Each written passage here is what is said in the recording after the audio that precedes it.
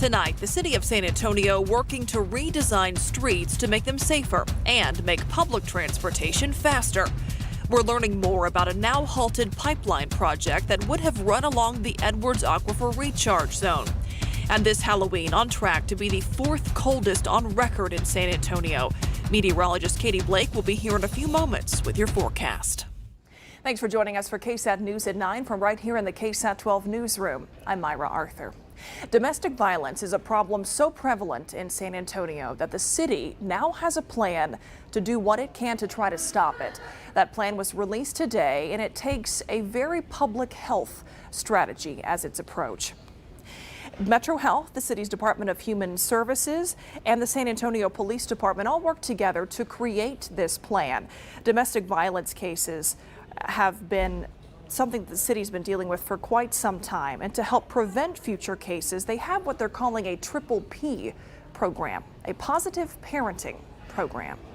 And essentially what that means is intervening as early as possible to prevent domestic violence from happening in the first place. And specifically, that could mean intervening to prevent child abuse, because we know that victims of child abuse are much more likely to grow up to be adults who are involved in domestic violence, either as a victim or as a perpetrator.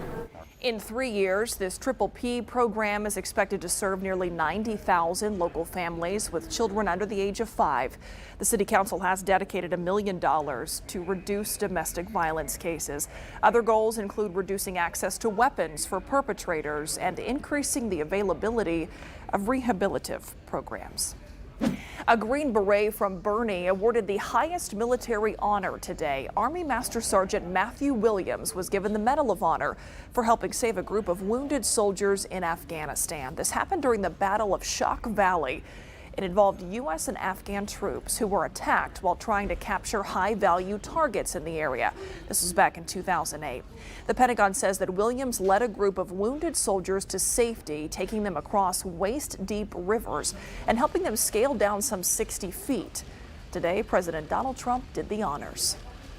Matt's incredible heroism helped ensure that not a single American soldier died in the Battle of Shock Valley. His ground commander later wrote, "I've never seen a troop so poised, focused, and capable during a fight." The Pentagon says Williams managed to keep the enemy at bay until helicopters evacuated those wounded troops. He initially wanted to be a detective or work for the FBI, but after 9/11, Williams started rethinking how he could serve his country. He later joined the Special Forces program in 2005. Redesigning streets to make them safer, smarter, and to improve air quality. Transportation is the biggest contributing factor to carbon emissions in the U.S. That's why the city of San Antonio is taking on the challenge of trying to improve our streets. Tiffany Huertas with how they hope to change a stretch of South Zarzamora and why one business owner says that he welcomes it.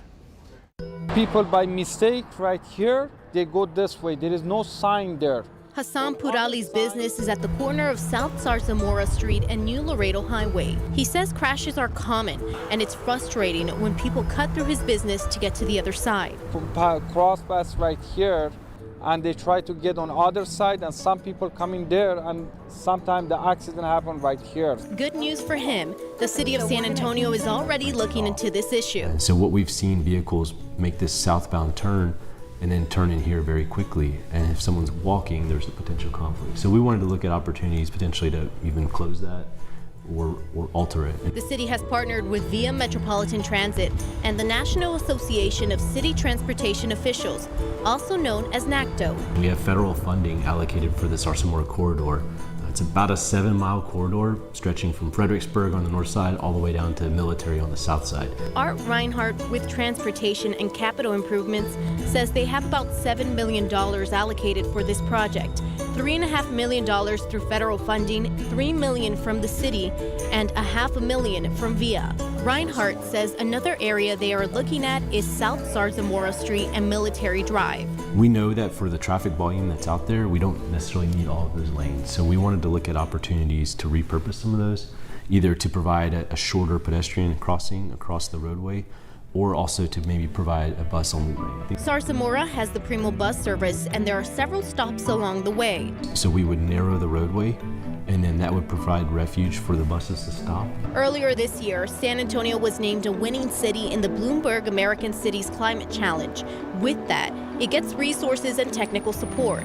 That's where NACTO comes in. We're so lucky to have NACTO involved because they have really done this all around the country, and oftentimes it means pedestrian islands. So imagine you're on the street, the other sidewalk's way on the other side, you got 20 seconds to get to the other side. You can provide refuge islands for pedestrians that can't quite make it the whole way, but have a safe place to stop in the middle.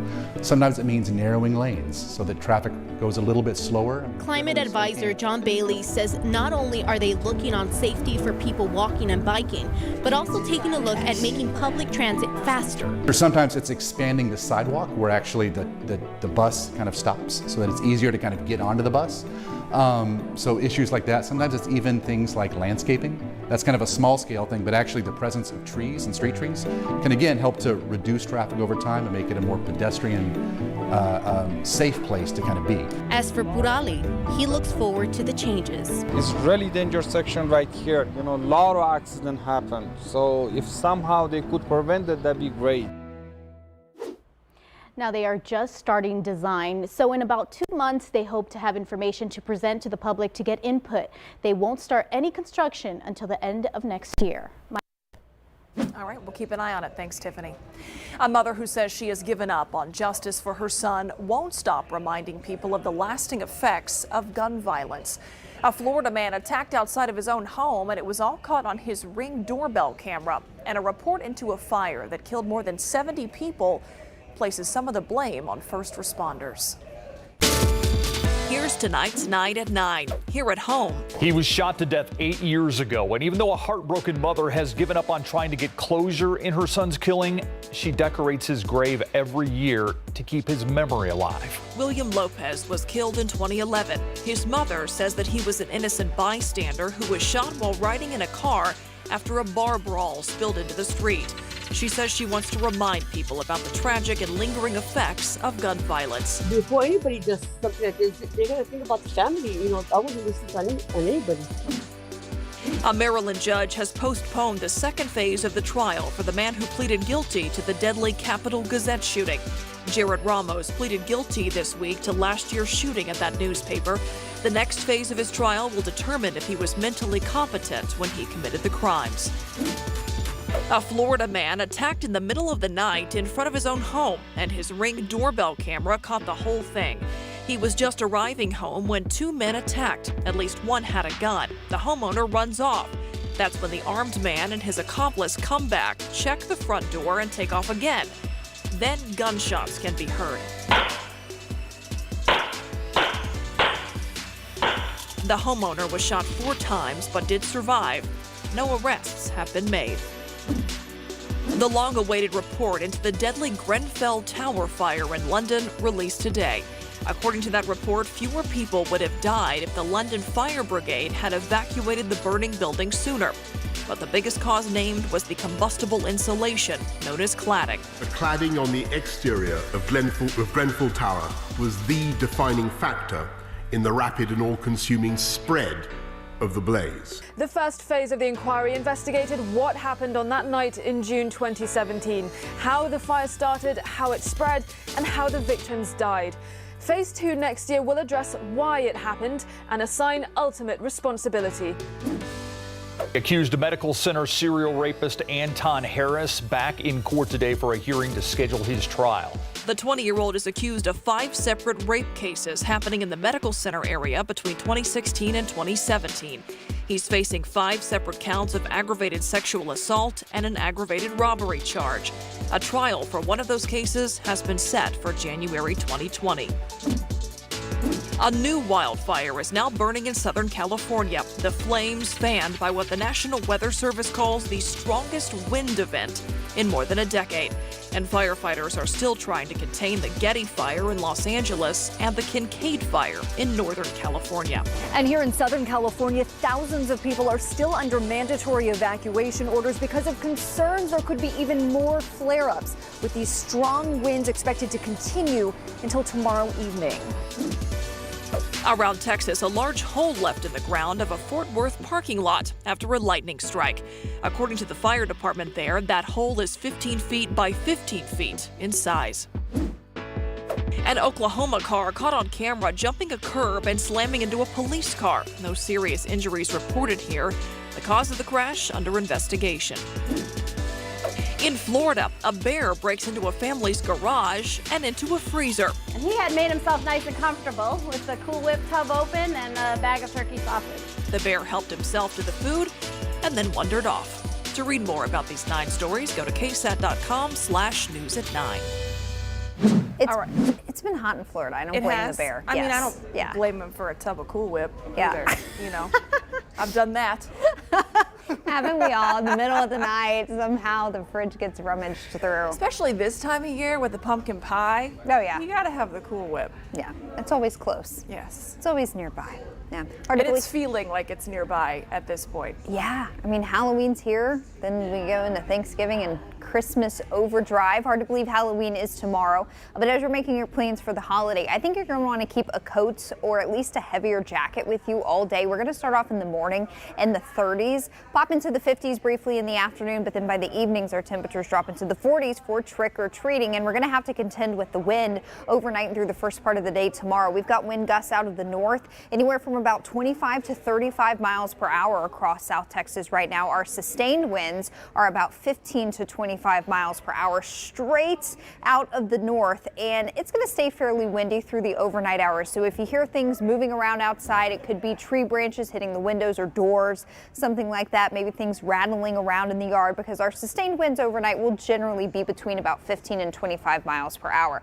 As we get into the second half of the day on Thursday, you'll notice winds starting to relax just a little bit, not quite as gusty, even through the morning hours. But as we get into the afternoon and early evening, still a little bit of a breeze as we get into trick-or-treating time. So definitely going to be chilly out there for the kiddos. But even before we get to trick-or-treating, things start off very cold for you tomorrow morning. We've got the wind in place overnight, but our actual air temperatures could be falling below freezing up northwest of San Antonio in the hill country. So from Bandera up to Kerrville, Fredericksburg, all the way over to Rock Springs, you've got a freeze warning in place overnight, meaning your temperatures could drop below freezing for a couple of hours overnight. Now, this is going to be a light freeze, so there's no big concern with the outdoor plumbing pipes or anything like that. But for any pets that are outdoors, please make sure if you can't bring them in that they have a warm place to stay. And any sensitive vegetation, if you can't cover that, maybe try to bring that in if you can, because a light freeze could be harmful for any of that sensitive vegetation that is outside overnight. Again, that's for the hill country. Here in San Antonio, we are expecting to stay above freezing, but just by a few degrees, with low temperatures in the mid-30s. So a cold start to the day tomorrow. Keep in mind, still a touch on the windy side through the first part of the day. So pair that wind with air temperatures in the 30s. Definitely cold start the day tomorrow. Afternoon temperatures will be in the mid to upper 50s, and then we'll drop back down into the 40s. So let's get you kind of a better hour by hour forecast for trick-or-treating. Just make sure everyone's bundled up. Our temperatures will generally be in the 40s through the duration of your trick-or-treating tomorrow evening. Clear skies and winds becoming light. So that wind will not be such a nuisance once we get to trick-or-treating time tomorrow. Another hill country freeze possible Friday morning here in San Antonio. Will be a little bit closer to freezing, 33 your low temperature, but generally a warming trend as we head into the weekend. Don't forget the time change happens as we get into the weekend. That means sunset will be a little bit earlier by the time we get to Sunday. I know some people not the biggest fan of that. Of the time change. But it's happening. We get this is the extra hour of sleep, so. That's true. Yeah. Hey, can I point out something that has nothing to do with this forecast? So last night, your counterpart, Adam Caskey, the Nationals fan, was on. Oh. Didn't go the Astros way. But you're here tonight, big Astros fan, so I'm saying that's a good sign. It's been such a good series, so they just got to finish it out tonight. I've heard there's tension in the weather center. A little tight over there. A little dicey. Yeah. Thanks, Katie. You're welcome. You're watching KSAT News at 9. We'll be back in just 1 minute.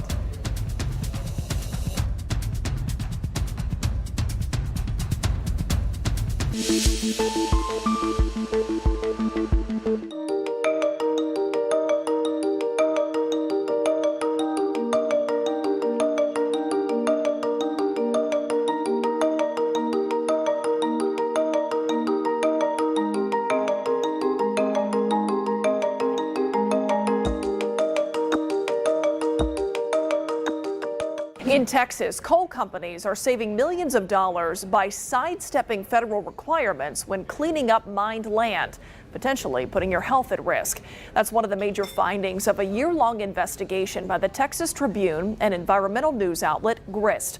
We spoke with Grist staff writer Navina Sadasivam, one of the reporters on that story. She breaks down the investigation's biggest takeaways.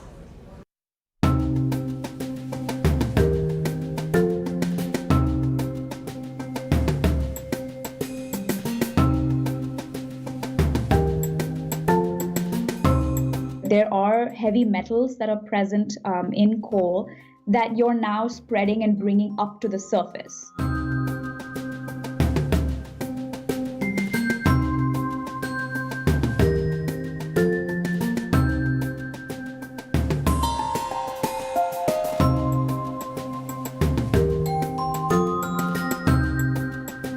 Often they were restoring thousands of acres to that standard, even when that land was not going to be used for industrial or commercial purposes.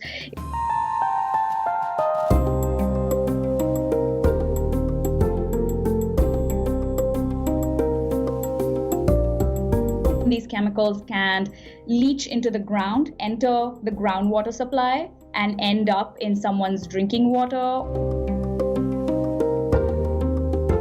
In Sulphur Springs, they want to build an amphitheater there on top of land that hasn't been fully restored. And so the question then becomes, how many people are going to visit this amphitheater? Are there going to be kids playing around there? What is the exposure level? And so that's the real concern.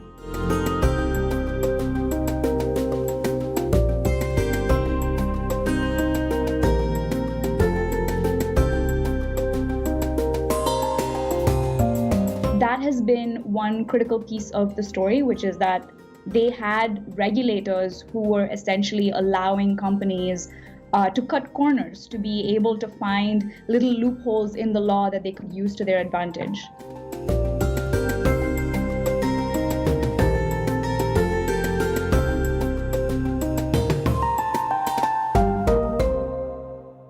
As Navita mentioned in that report, the decline in the coal industry comes as more oil and natural gas pipelines are coming into Texas. One of the places proposed for an oil pipeline, an area over the Edwards Aquifer Recharge Zone from North Texas to south of San Antonio. Now, those plans proved to be controversial and have since been scrapped. Here to discuss the events that led up to that announcement and where the pipeline will go now, Brendan Gibbons, environmental and energy reporter with the Rivard Report. Thanks for being here. Thanks for having me, Myra. So let's talk about the concerns with this pipeline plan. What was the overall issue? Well, we are in Texas where there's been an oil and gas industry for a very long time, and so there are parts of the state where a new pipeline is no big deal. It's practically spaghetti under our feet, like probably right now.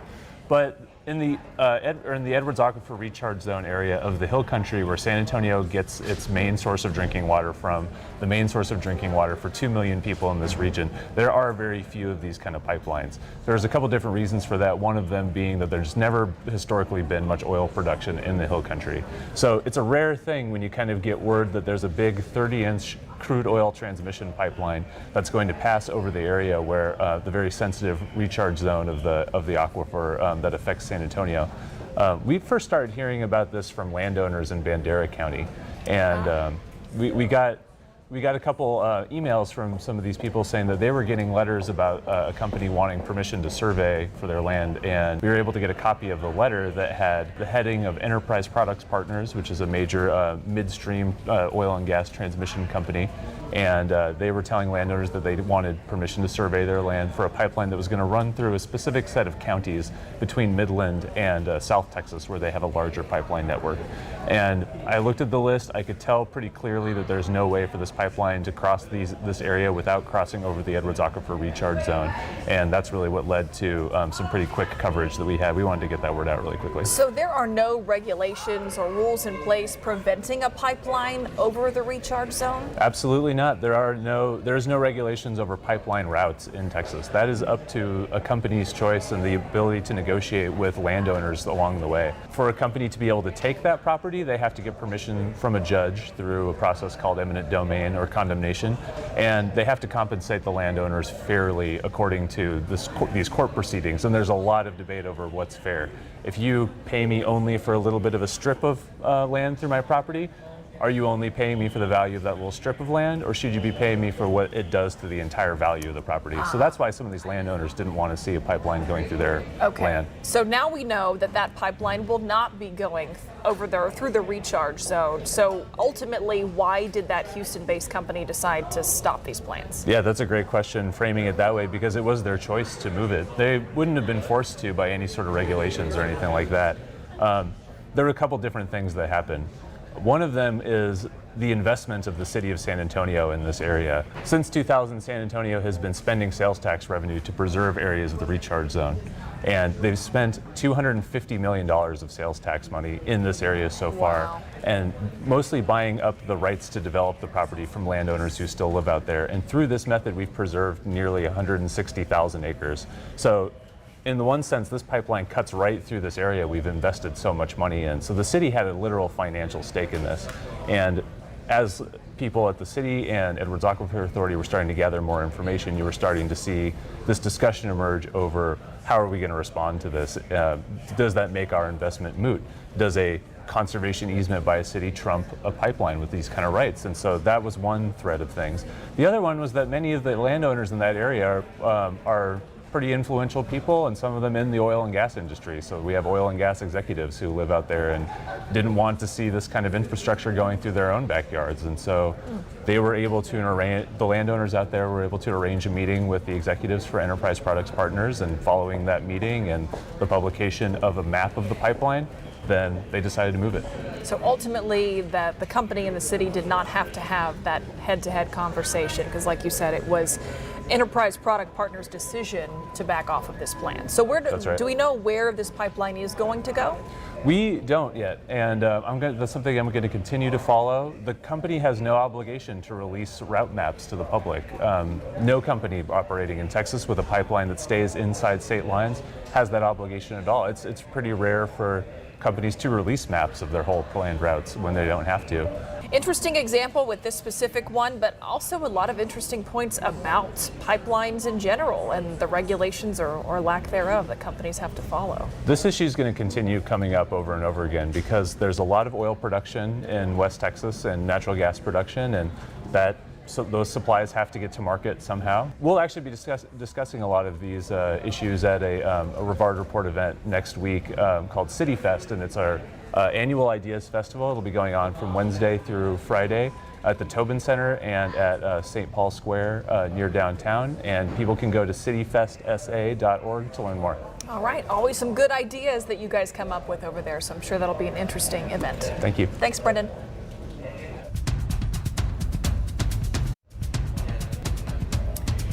A former Bexar County jailer arrested after being indicted for official oppression. Taryn Armitage is accused of assaulting an inmate using excessive force in November of 2017. He resigned in August of this year while being under investigation. Sheriff Salazar says the case has been handed over now to the district attorney's office. Meantime, Sheriff Javier Salazar expected to formally announce the hiring of another jail chief tomorrow. Former Maverick County Jail Administrator Jaime Rios is expected to be named. According to BCSO, Rios is a 33-year veteran of law enforcement who spent 20 years working in federal law enforcement and served 2 tours in Iraq. People living on the streets of San Antonio are bracing for a brutal cold snap. This Halloween, tomorrow, is expected to be the 4th coldest on record in San Antonio. Staff at Haven for Hope have been preparing all day to bring people sleeping on the streets into a warm, safe place. The director of outreach for Haven has also been handing out gloves and hats to people on the street. Haven is asking for donations of new or gently used coats, hand warmers, hats, and gloves. A compelling KSAT 12 special last week telling the stories of people who live on our streets called In the Shadows. If you missed that special, you can watch the entire hour on our website by finding it in the homeless section under the news tab of KSAT.com. We know you are wondering what is trending on KSAT.com. So here to answer that question is RJ Marquez. Yes, hopefully I could do my best to answer that. Yes, a lot of stuff going on our website today.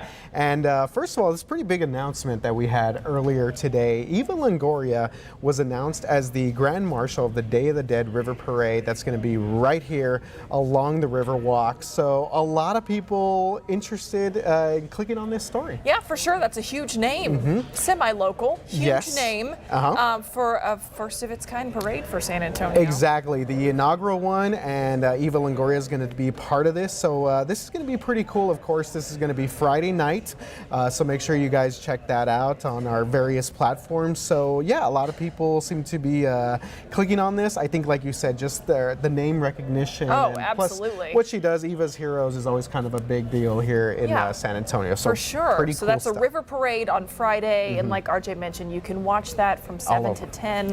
KSAT.com, the KSAT TV app, KSAT 12, all the ways. We're going to be all over the place covering Day of the Dead. Okay, moving on. All right, this is a pretty cool story here. So the San Antonio Cinemark, this is a movie theater that is on Loop 410. It is set to reopen tomorrow, Halloween night. This has been newly renovated. I didn't grow up here, so I was told that this was a dollar theater back in the day. Yes. I have to say, I'm not familiar with it either. So it's getting a big upgrade. I take definitely getting a big upgrade. They're adding all those the luxury seats, which you see now in every theater. Got to recline, all that sort of stuff. Absolutely. So we have a bunch of photos posted on our website of the renovation, and it looks pretty cool. I mean, I think it'll be kind of a nostalgic, maybe a trip down memory lane for some people to check out a movie there. And opening Halloween. That's been so long, RJ, since I've actually been to the movies. Oh, yeah. But I'll look at the pictures. There you go. So, that'll work. There you go. Okay, last story here. And this is, speaking of Halloween, this is scaring a lot of people. Old iPhones could possibly stop working this Sunday. Apple is warning customers. What's the deal? So, so people need to update their iOS. So anytime you get that prompt on your phone, right? You got your phone, it says update. I never do it. I always decline it. So I guess I'm going to have to look at this. So do you just wait for it to automatically do it overnight when it's plugged in? Technically, you're supposed to update the phone yourself. But this is, so for people that are kind of freaking out about this, this is for iPhone 5s. Let's get that. Okay, that was my question. How old are we talking here? Yes, iPhone 5. So people don't have to, go crazy if they have anything newer. Mine is a 6. I will not upgrade. I don't know why. I need to get my life together, I guess. You will not upgrade, you will not update. No, RJ. not at all. So yeah, this is getting a lot of people's attention. If you guys need just sort of a tutorial on how to update your phone, go to our website. We have that information. RJ, there. You should read these steps. Yeah, I'll let them go on there. It's pretty self-explanatory, so yeah. Okay. Yeah, there you go. That is what is trending. Don't let your phone stop working. There you go. Don't want that. Thanks, RJ. Thank you. We'll be right back.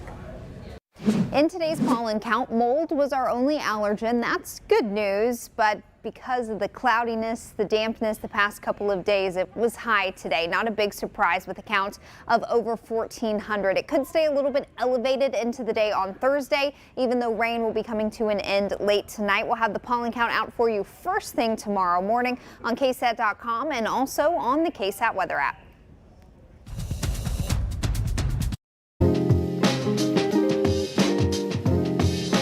This is your daily tech and business briefing from Cheddar. A former Juul executive claims the vaping company knowingly shipped contaminated pods to customers.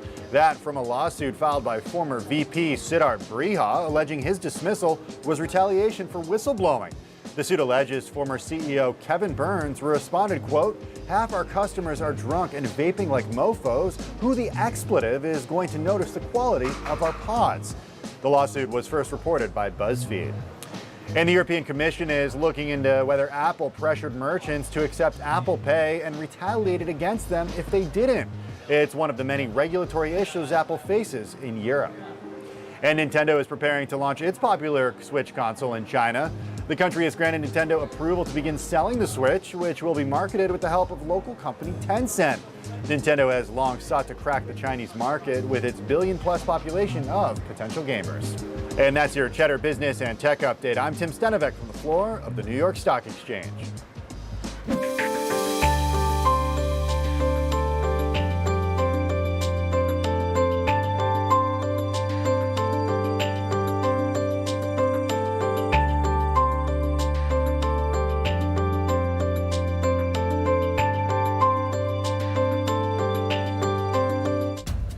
Thanks so much for watching KSAT News at 9. That's all our time tonight. I'm Myra Arthur. See you next time.